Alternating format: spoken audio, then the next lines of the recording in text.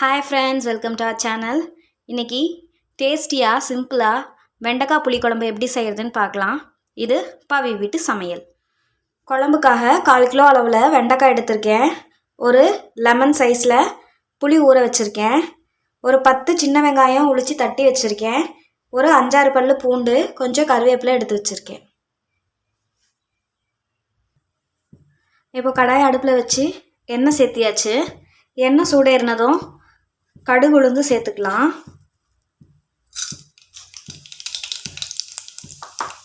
கூடவே கொஞ்சம் ஜீரகமும் சேர்த்துக்கலாம்.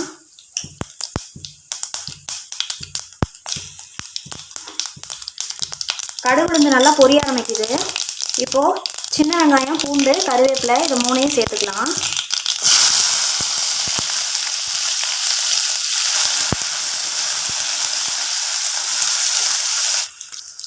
இப்போ ஓரளவுக்கு வெங்காயம் வதங்கிருச்சு. இது கூடவே தக்காளி சேர்த்துப்போம். தக்காளி வதங்க தேவையான அளவு உப்பு சேர்த்துப்போம்.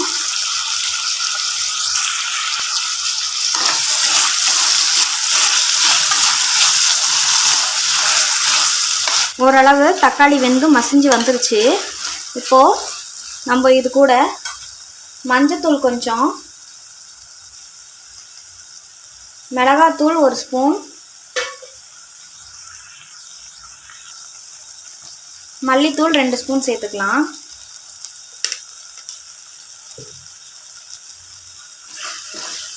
இந்த மசாலா நல்லா எண்ணெயிலேயே வதங்கட்டும் 1 நிமிஷம்.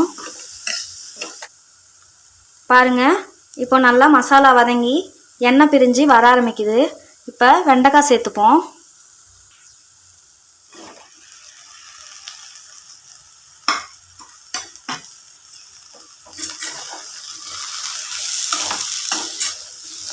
வெண்டைக்காய் சேர்த்து நல்லா கலந்து விட்டுப்போம்.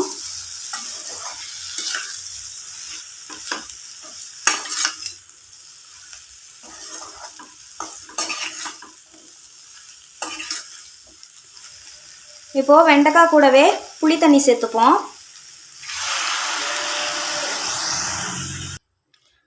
கூடவே கொஞ்சம் தண்ணி சேர்த்துப்போம் குழம்புக்கு தேவையான அளவு. கொஞ்சம் உப்பு சேர்த்துப்போம். நல்லா கலந்து விட்டுப்போம். இப்போ நல்லா கொதிச்சு புளியோட பச்சை வாசனை போய் காய் வெந்து வரட்டும்.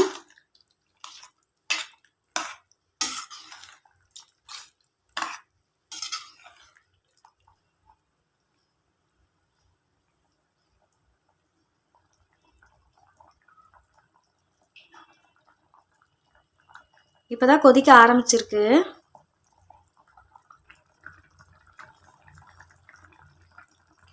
இப்போ இந்த ஸ்டேஜில் இது கூட நான் வெந்தய பொடி சேர்த்துக்கிறேன். புளிக்குழம்புனாவே வெந்தய பொடி நல்ல ஸ்மெல் கொடுக்கும் குழம்புக்கு. இப்போ நல்லா கொதிச்சு வெண்டைக்காய் வெந்து வரட்டும்.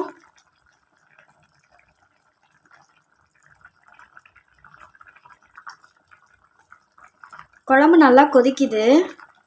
வெந்தய பொடியோட அரோமா ரொம்ப நல்லா இருக்கு.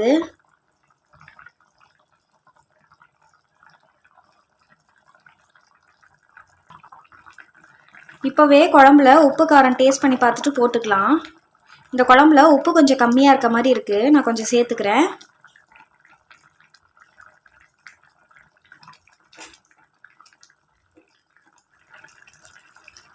குழம்பு நல்லா கொதிச்சிருச்சு. வெண்டைக்காவும் சூப்பராக வெந்துருச்சு. இப்போ நம்ம கொஞ்சம் மல்லித்தழை தூவி ஸ்டவ் ஆஃப் பண்ணிடலாம்.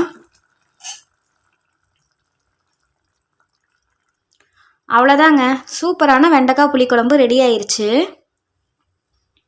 கண்டிப்பாக இந்த ரெசிபியை ட்ரை பண்ணி பாருங்கள். இந்த வீடியோ பிடிச்சிருந்தா லைக் பண்ணுங்கள், ஷேர் பண்ணுங்கள், சப்ஸ்கிரைப் பண்ணுங்கள். மறக்காமல் பெல் ஐக்கானை கிளிக் பண்ணுங்கள். அப்போ தான் நான் போகிற வீடியோட நோட்டிஃபிகேஷன் உடனுக்குடனே உங்களை வந்து சேரும். தேங்க்யூ.